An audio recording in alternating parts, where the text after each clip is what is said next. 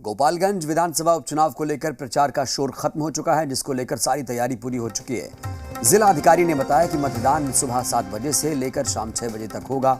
इस दौरान कोई भी राजनीतिक शख्स जो दूसरे विधानसभा से ताल्लुक रखता हो क्षेत्र में नहीं प्रवेश कर सकता। साथ ही अगर किसी उम्मीदवार के खिलाफ ये शिकायत मिलती है तो उसने किसी वोटर को धमकाया या धमकाने की कोशिश की है तो उसके खिलाफ भी केस दर्ज किया जाएगा, सख्त कार्रवाई की जाएगी। दिनांक 3 नवंबर 2022 को गोपालगंज विधानसभा में उपचुनाव होना है, जिसमें कि मतदान का समय सुबह 7 बजे से शाम के 6 बजे तक है। भारत निर्वाचन आयोग के निर्देशानुसार आज शाम को 6 बजे चुनाव प्रचार समाप्त हो जाएगा और इसके बाद किसी भी राजनीतिक दल के ऐसे व्यक्ति जो दूसरे विधानसभा से संबंध रखते हैं या बाहर से कहीं प्रचार में आए हैं, इस विधानसभा क्षेत्र में आवासन नहीं करेंगे। इसके संबंध में सभी होटल मालिकों को एसडीओ के द्वारा निर्देश भी जारी किया गया है। गोपालगंज में उपचुनाव का प्रचार खत्म। डोर टू डोर कैंपेन में जुटे कैंडिडेट। 3 नवंबर को डाले जाएंगे वोट। गोपालगंज में प्रचार तो खत्म हो गया, लेकिन सियासी लड़ाई अभी भी जारी है। जुबानी तीर से हमला हो रहा है और दोनों तरफ से ये तीर चलाए जा रहे हैं। भाई लालू जी का आज तक भाजपा के सामने वो झुके नहीं है, आज तक झुके नहीं। कितना केस मुकदमा किया गया, बीमार है तो भी छापा पे छापा। जिस दिन सरकार बन रहा था, बहुमत पेश कर रहे थे, उस दिन भी भाजपा वाले लोग रेड करके छापा कर रहा था कि नहीं कर रहा था। चुनाव आयोग ने भी वोटिंग की तैयारी कर ली है। गोपालगंज में भी 3 नवंबर को वोट डाले जाएंगे।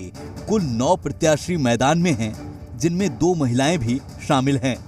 कुल 3,31,000 वोटर्स इन प्रत्याशियों की किस्मत का फैसला करेंगे। मतदान के लिए कुल 330 बूथ बनाए गए हैं। सिर्फ 6 बूथ शहरी इलाके में हैं, बाकी 324 बूथ ग्रामीण इलाके में हैं। गोपालगंज की सीट पर अहम की लड़ाई है। तेजस्वी का गृह जिला है तो बीजेपी की सिटिंग सीट है और इस सिटिंग सीट के लिए बीजेपी हर तरह से महागठबंधन को घेर रही है। उसके बाद अब 8 दिसंबर को जो जदयू का हो रहा है, तो चुनाव से पहले ही इन्होंने अपना नारा भी बदल दिया। अपना नारा अब उन्होंने कर दिया सामाजिक न्याय के साथ विकास, जो कि राजद का नारा रहा है। जो राजद का तो नारा भी वह उठा चुके हैं, नेता भी उठा चुके हैं। नीतीश जी आदेश भी दे चुके हैं कि सभी को, अब कल ही आप सबों के सामने सार्वजनिक रूप से उन्होंने आदेश दे दिया कि अब सभी को तेजस्वी जी के पीछे चलना है। मोकामा और गोपालगंज के परिणाम के बाद सदन का समीकरण भी बदलेगा, लेकिन वो बाद की बात है। वर्तमान में बिहार की सबसे बड़ी पार्टी आरजेडी है। उसके पास 78 विधायकों की संख्या है। बीजेपी दूसरे नंबर पर है।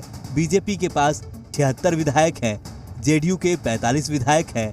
निर्दलीय सुमित सिंह ने जेडीयू को समर्थन दे रखा है। इसके बाद कांग्रेस के पास 19 विधायक हैं। सीपीआई माले के 12 विधायक, सीपीआई और सीपीएम के पास 2-2 विधायक, हिंदुस्तानी आवाम मोर्चा के पास 4 विधायक, एआईएमआईएम के पास 1 विधायक है। 3 सीट खाली है, 2 पर उपचुनाव हो रहे हैं। कुढ़नी सीट से विधायक रहे अनिल सहनी की सदस्यता रद्द की जा चुकी है। ये वर्तमान विधानसभा का आंकड़ा है। उपचुनाव के बाद इसमें कितना संशोधन होता है, इसका पता 6 नवंबर को चलेगा। ब्यूरो रिपोर्ट, जी मीडिया। और